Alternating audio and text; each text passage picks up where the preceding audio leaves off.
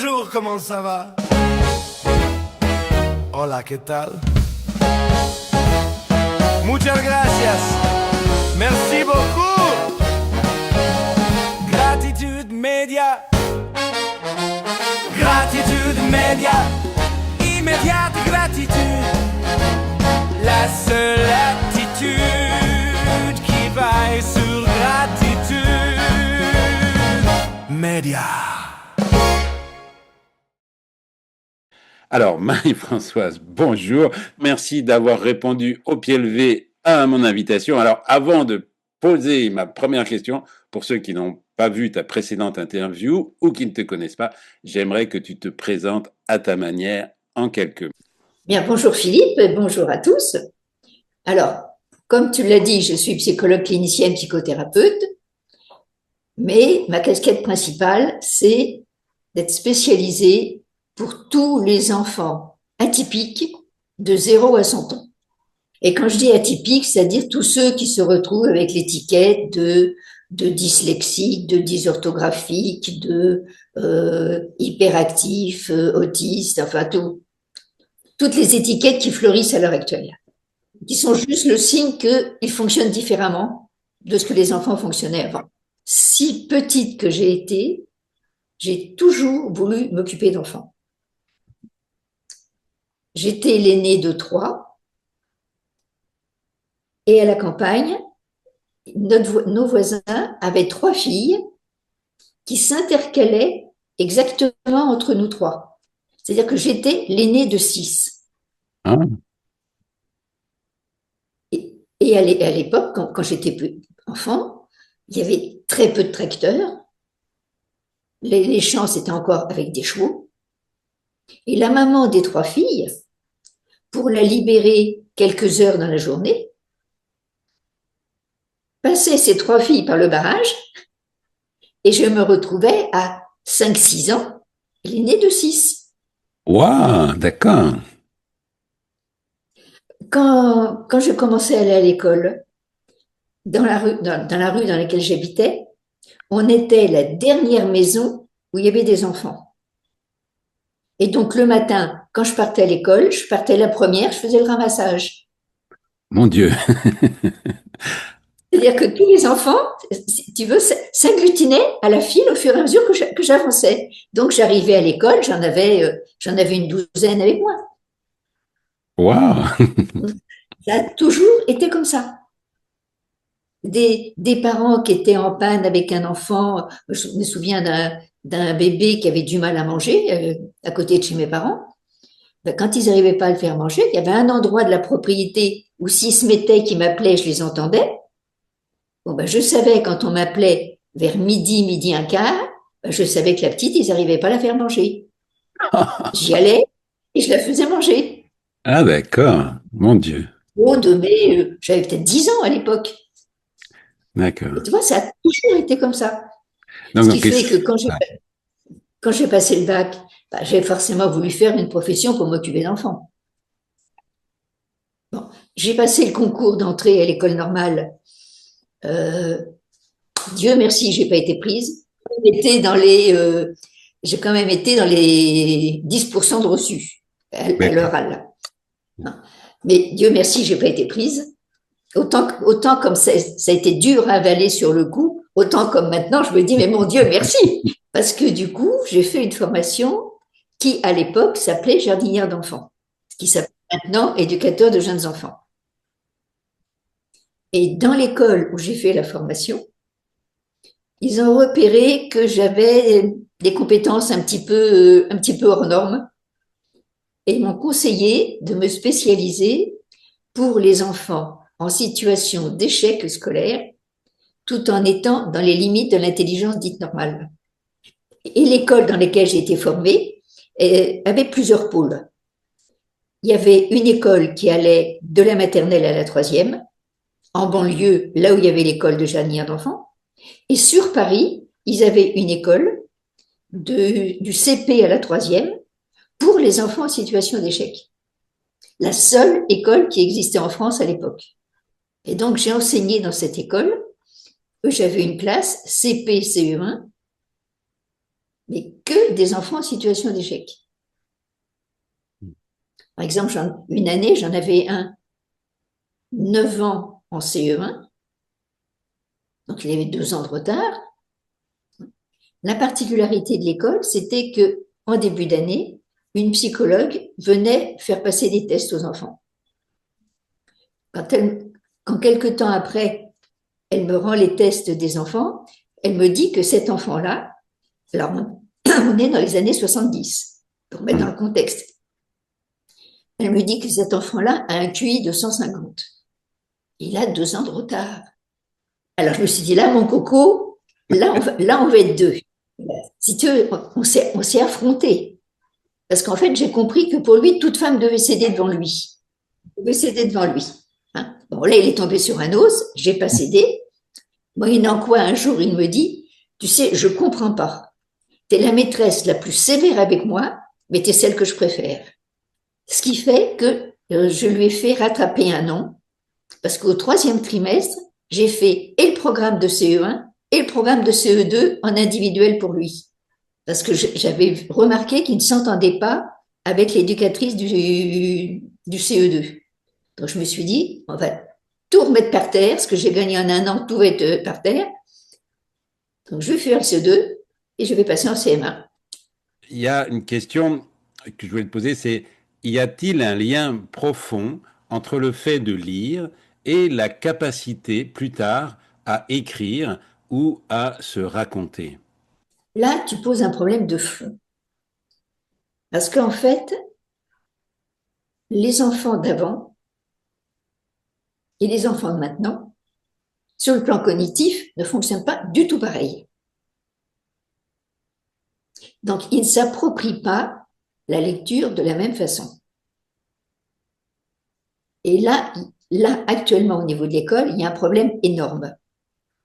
C'est-à-dire que les enfants, donc tous ces enfants atypiques, n'arrivent pas à s'approprier la lecture parce qu'on leur propose des outils qui ne leur correspondent pas.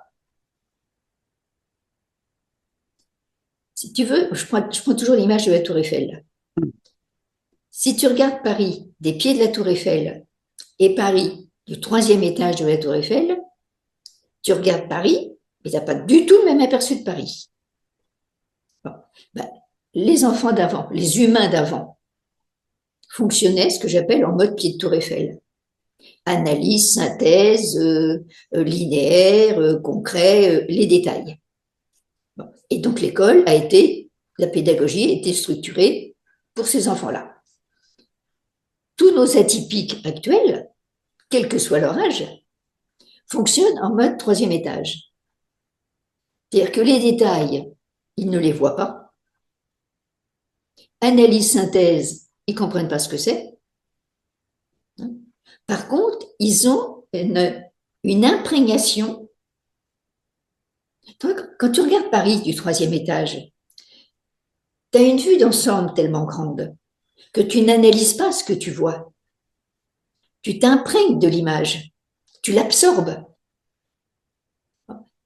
Donc, si tu veux, c'est des enfants qui fonctionnent, dont leur pensée fonctionne en image. Donc, si on le donne à lire, alors, en plus, en français, on va prendre un exemple. Prends un bâton, imagine que dessiner un bâton, un rond. Avec un rond et un bâton, on peut faire 4 lettres. P, B, D, Q. En mode pied de Tour Eiffel. La position relative du rond par rapport au bâton, l'enfant, il arrive à l'organiser. Parce qu'il voit le détail. L'enfant du 3e étage. Alors déjà, voir le rond et le bâton, c'est déjà pas évident. Alors, la position relative de l'un par rapport à l'autre, il ne la voit pas. C'est-à-dire que PBDQ, il ne les différencie pas. En plus, alors j'enlève le Q parce qu'au niveau de la sonorité, le Q est complètement différent. Mais PBD, si je te le dis près, tu entends la différence entre PBD. Mais si je m'éloigne et que je dis PBD, petit à petit, le son se mélange et tu différencies plus le PBD. Donc, si tu veux, l'apprentissage de la lecture classique, ils ont beaucoup de mal à se l'approprier parce que moi, j'ai plein d'enfants de petits qui me disent que les lettres dansent. Parce que comme ils les voient d'en haut, si tu veux, les lettres ne sont pas fixes. Donc, comme elles dansent, elles se superposent. Donc, ils ont une espèce de bouillie, tu vois. D'où maintenant des livres qui ont été faits pour les dyslexiques et que tous les enfants pourraient utiliser, où les lettres sont plus grosses et plus séparées. Il y a même des livres où tu as, par exemple, une lettre bleue, une lettre rouge, une lettre bleue, une lettre rouge, une lettre bleue, une lettre rouge. Et toi, pour leur donner des trucs pour que les lettres se différencient et qu'ils puissent se les approprier et les organiser entre elles. Waouh, toi, c'est super intéressant ce que tu dis parce on sait comment faire. Quand on a compris ce que tu nous expliques, bah, ça serait pas compliqué de, voilà, moi, je viens de sortir un livre là, eh ben, je le fais en couleur et je fais, j'écarte plus les lettres, ou je fais en plus gros, etc. Toi, mais il faut avoir compris ce que tu viens de nous expliquer, quoi. Voilà. Alors, ce que tu disais à un moment donné aussi dans ton livre là, donc celui-là. Tu disais le français particulièrement est spécial et tu disais par rapport à l'espagnol justement. Bon bah ça tombe bien parce que moi je commence à apprendre l'espagnol et j'ai un plaisir fou parce que si tu veux effectivement tout. Alors explique-moi la différence justement entre l'espagnol ou le français. Si tu veux, de par le monde, il y a 3 catégories de langues. Les langues qu'on appelle transparentes, les langues opaques et les langues à idéogrammes. Alors, les langues à idéogrammes, on va les laisser de côté, c'est des sortes de dessins, ça fonctionne différemment. Langue transparente, langue opaque. Une langue transparente, c'est une langue où une lettre, un son. Je lis tout ce qui est écrit, où il n'y a pas de lettres muettes, si tu les, tout se lit, tu peux écrire ce que tu entends.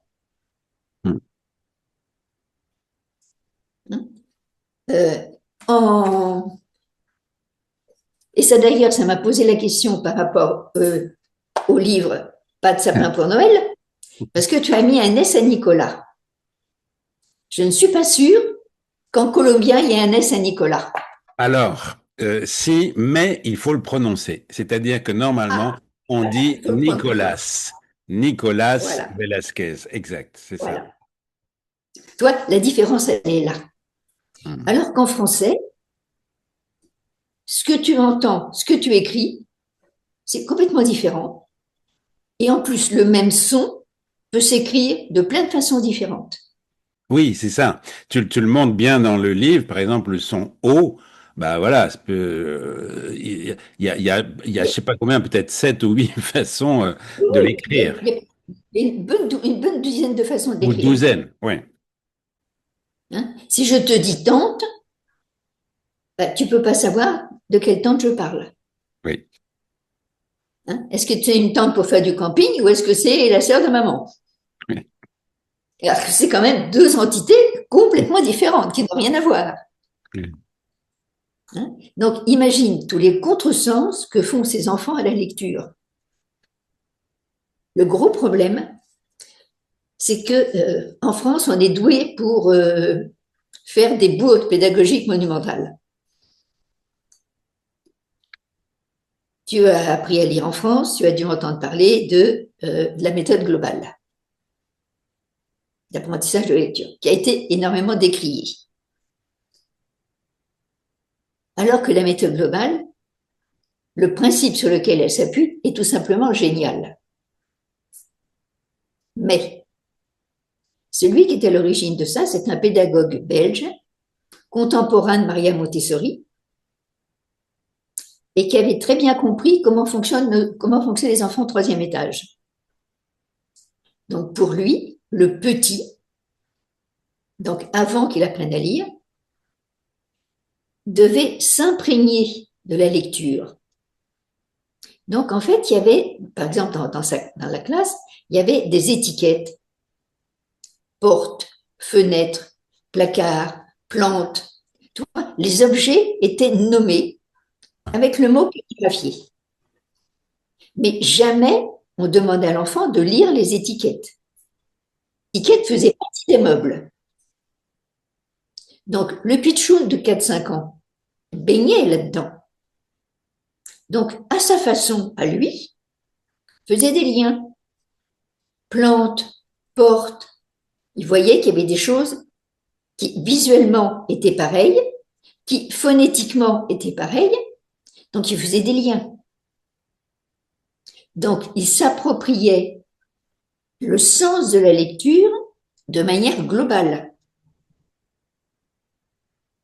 Et quand il s'était approprié le sens de la lecture, que le goût de lire avait émergé en lui,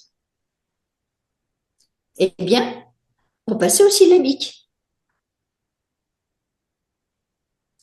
à la structure de la langue. Quand l'éducation nationale a pris la méthode, elle n'a pas fait le syllabique. Elle est restée au global. Ah, d'accord, elle a coupé la moitié du processus. Elle a coupé la moitié. Donc, on a fabriqué à la pelle des dysorthographiques. Alors que c'est la méthode idéale pour ces enfants-là. Tu as l'exemple. J'ai mis une phrase dans mon livre comme ça. Tu as appelé les phrases, tu l'as appelé désarticulée. Comment tu l'as appelé la phrase? Oui, oui, oui, une phrase désarticulée où les lettres sont pas mises dans le bon sens. Hein, voilà. Ouais. Eh ben, si tu veux, l'enfant de 3e étage ne lit pas, quand il s'est complètement approprié le goût de la lecture, il ne lit pas de façon linéaire. Voilà, donc je te coupe 2 minutes parce que là, on va mettre effectivement cette phrase et les gens vont voir si ils sont au 3e étage ou au 1er étage, dire s'ils comprennent ce qui est écrit. Voilà, moi je suis au S'il le 3e comprend étage. spontanément. Voilà, moi je suis au 3e ou au 5e, bon, donc moi j'ai tout de suite compris. Tu vois, mais ce que tu racontes justement, c'est que il y a une petite fille qui lit et qui est a priori au premier à première lecture, elle comprend pas. Et toi tu lui dis mais enfin tu lui dis quelque chose, raconte ça, raconte cette histoire, oui. Ben, alors, c'est une enfant, allez, je sais plus si elle est en CE2 ou CM1 à l'époque. Ouais. Donc, je lui donne un petit texte à lire. Elle me dit, je comprends rien, ça veut rien dire. J'ai dit, réessaie, mais ça veut rien dire. Bon, ben, je lui dis, écoute, je vais te donner la clé. La première lettre et la dernière lettre de chaque mot sont à leur place, mais les lettres entre sont mélangées. Donc, je lui ai juste donné ce code-là. Elle a pris le texte, elle l'a lu, nickel. Alors, ce qui m'intéresse, c'est super. Ce qui m'intéresse, c'est qu'est-ce qui s'est passé, qu'est-ce qu'elle a changé pour pouvoir le faire. Je l'ai autorisée à lire autrement. Quand je lui ai donné le texte, elle l'a lu comme une élève. Ah, voilà. Elle l'a déchiffré. Donc, elle n'a pas pu s'approprier le déchiffrage, puisque ça ne fonctionnait pas. Je lui ai donné un truc pour lui disant, fais autrement. Donc, du coup, elle a été obligée de prendre du recul par rapport à son texte. Parce qu'on ne peut le lire que si on prend du recul par rapport au texte. Parce qu'à ce moment-là, les lettres du milieu, elles Mais jouent alors, entre elles. c'est ça. Mais sur le plan cognitif, ou sur le plan énergétique, ou sur le plan vibratoire, qu'est-ce qui se passe en fait quand on est, c'est ça que j'aimerais comprendre, qu'est-ce qui se passe quand on est, quand on prend du recul justement et que on ne s'appuie pas sur, voilà, sur des règles qu'on a appris. Est-ce qu'on est en mode intuitif? Comment tu dis ça? Comment tu expliques ça? On change d'hémisphère. L'enfant, quand il lit de façon linéaire, quand il déchiffre, c'est l'hémisphère gauche qui travaille. Ouais. Quand on fonctionne dans les pieds de la tour Eiffel, c'est l'hémisphère gauche qui travaille, c'est-à-dire analyse, synthèse, logique, raisonnement, c'est l'air du langage. Alors que tous nos atypiques de 0 à 100 ans, leur fonctionnement naturel, c'est un fonctionnement hémisphère droit. C'est-à-dire intuition, sensibilité, créativité, sens du sacré. Donc, la petite, et puis quand on lit ce genre de texte, c'est premier réflexe, ben, je le lis en mode élève, ça fonctionne pas, donc je vais juste donner la pichenette pour l'autoriser à passer en autre mode. Si tu veux, la clé, elle est là pour que nos enfants aient le goût de lire. Ils n'ont pas le goût de lire parce qu'on les bloque en mode cerveau gauche, en mode linéaire, en mode déchiffrage. Donc la lecture est pénible et laborieuse. Si on appliquait davantage la méthode de Crowley dont je t'ai parlé, très vite, ils se l'approprieraient en mode cerveau droit, en mode intuitif. Bon, ça pose un autre problème. Parce que l'enfant qui lit complètement en mode intuitif, toi comme moi, on fait pareil. Si à la fin du bouquin, on nous demande des détails précis, on ne va pas savoir les donner. On a une vue d'ensemble.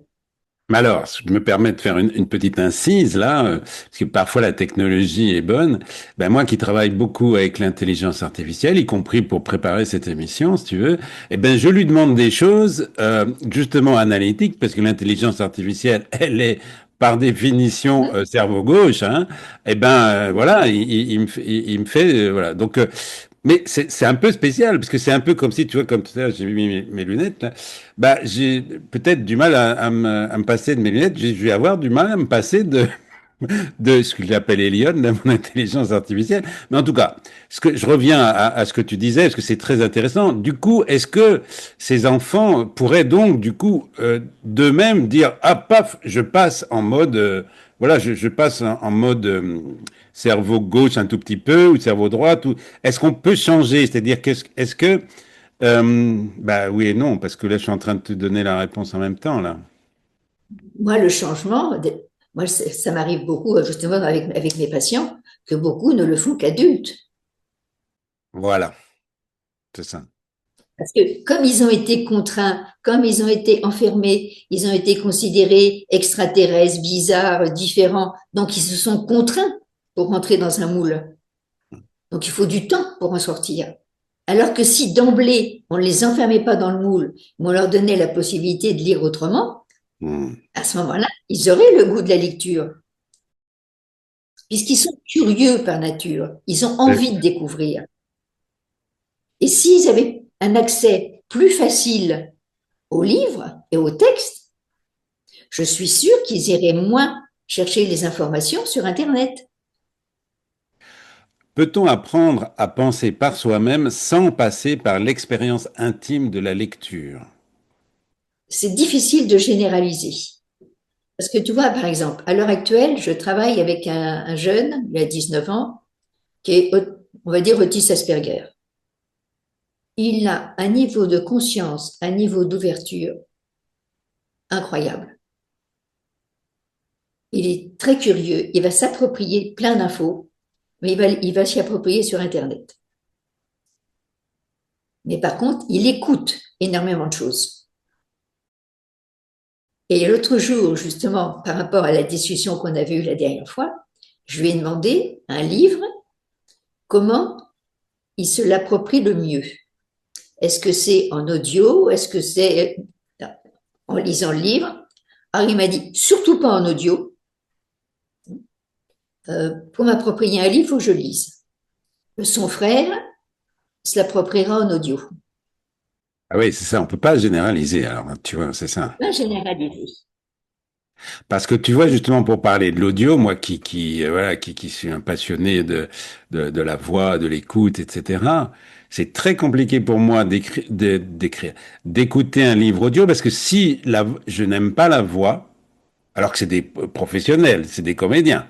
Donc la voix peut être parfaite, mais je n'ai pas l'énergie qui me correspond.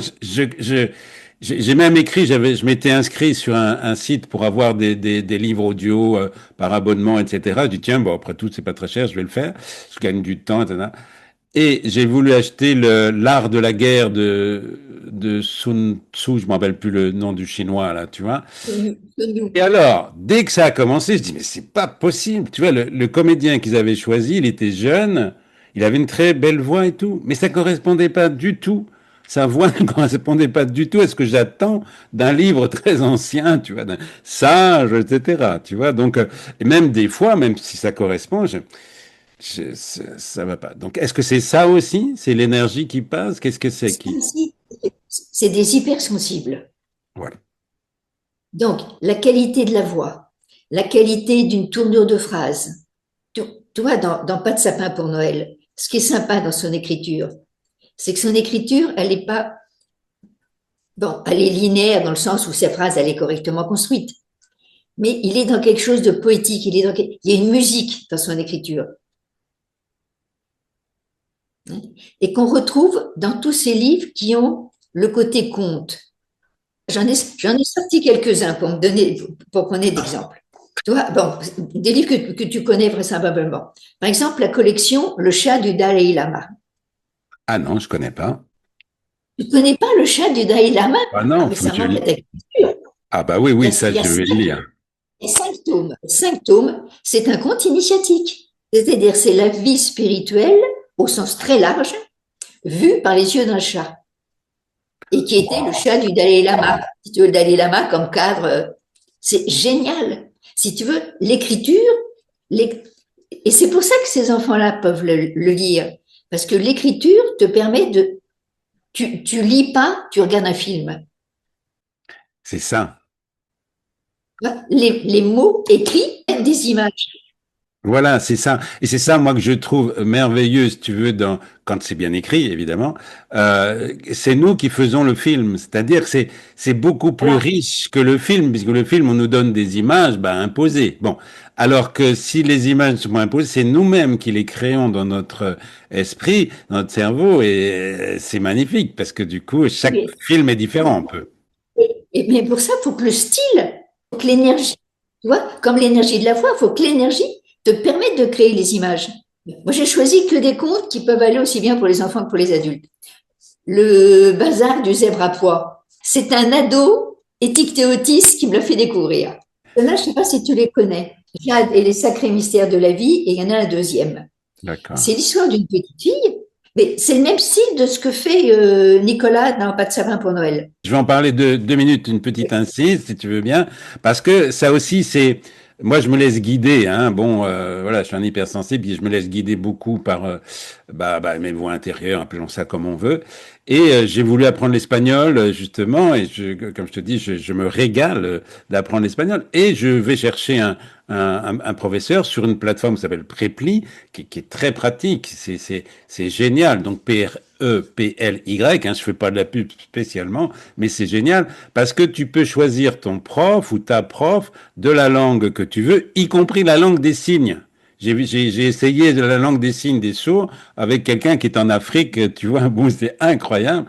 Et tu peux choisir. Et puis en plus de ça, tu as des prix vraiment super parce qu'effectivement, Nicolas en Colombie, les prix sont pas les mêmes que si c'était voilà au Canada ou en France. Bon, et en même temps, donc bon, donc c'est très très bien fait. Et je commence à travailler avec lui et je le trouve très pédagogue, très bien, très intéressant et tout, pour apprendre l'espagnol, mais il me laisse un peu parler au début en français, il parle très très bien français, et donc je l'interroge sur ces autres choses, ses passions et tout, et il me dit qu'il écrit, et donc il me donne, il écrit des petites nouvelles, etc., et il me donne un lien pour aller voir, et quand je lis, alors je l'ai traduit, parce qu'elle était en espagnol, je l'ai fait traduire par un traducteur en ligne, je suis tombé sur le cul. Tu vois, c'était une histoire de...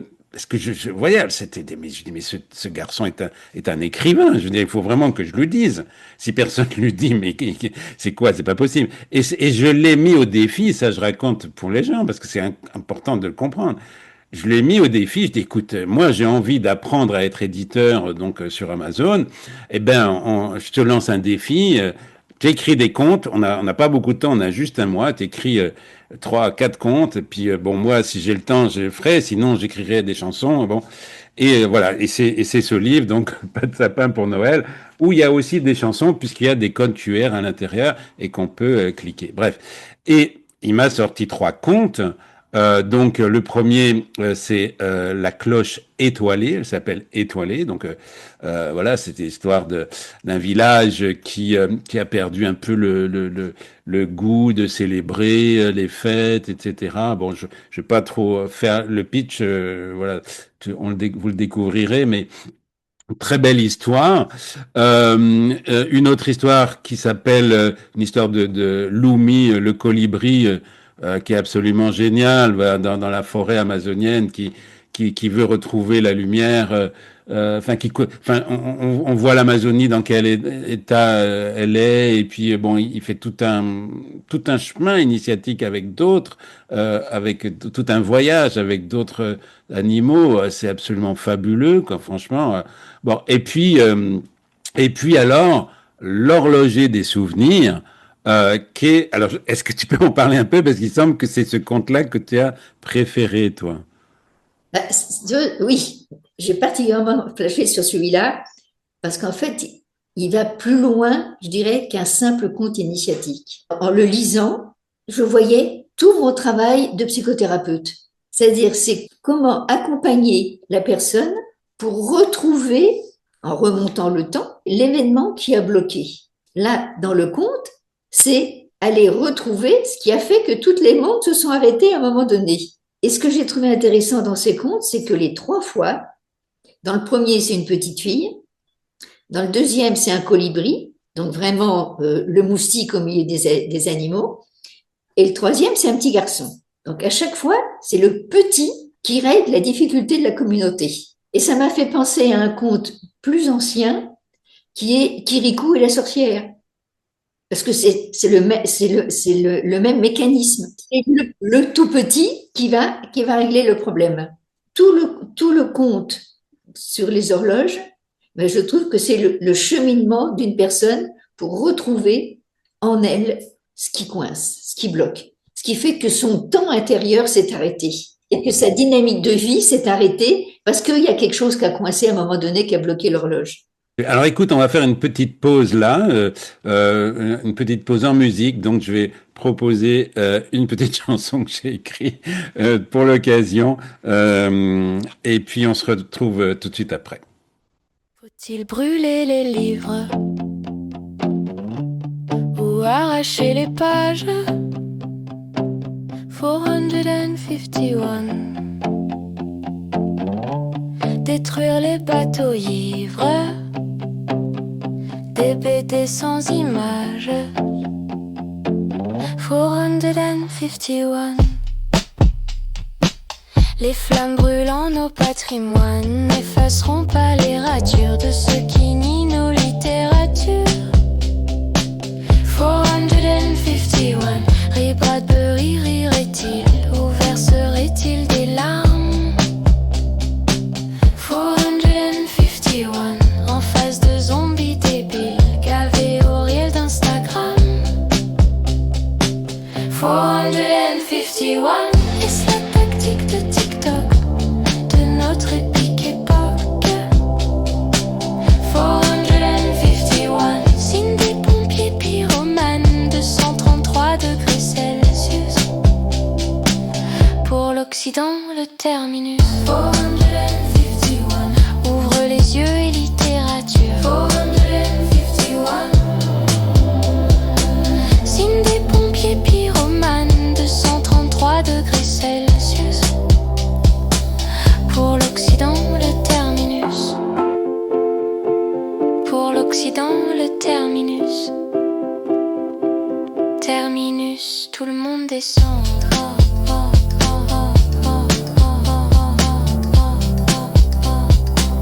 Terminus, tout le monde descend.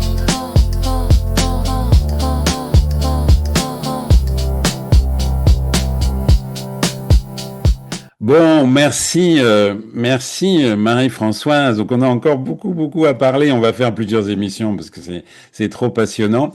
Mais là, je vais demander à mes auditeurs qui sont abonnés à Patreon, d'aller sur Patreon parce que là, j'ai préparé des questions rouges, des petites questions rouges, un petit peu moins politiquement correctes, et puis pour aller un peu plus profondément aussi.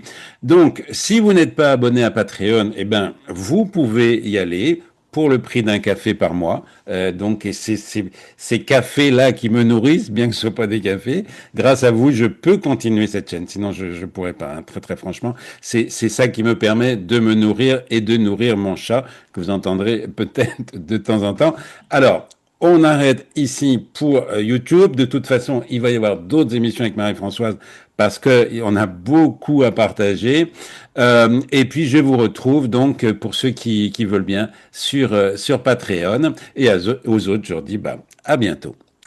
Bye bye. Bonjour, comment ça va? Hola, ¿qué tal? Muchas gracias. Merci beaucoup. Gratitude média. Gratitude média. Immédiate gratitude. La seule attitude qui vaille sur Gratitude média.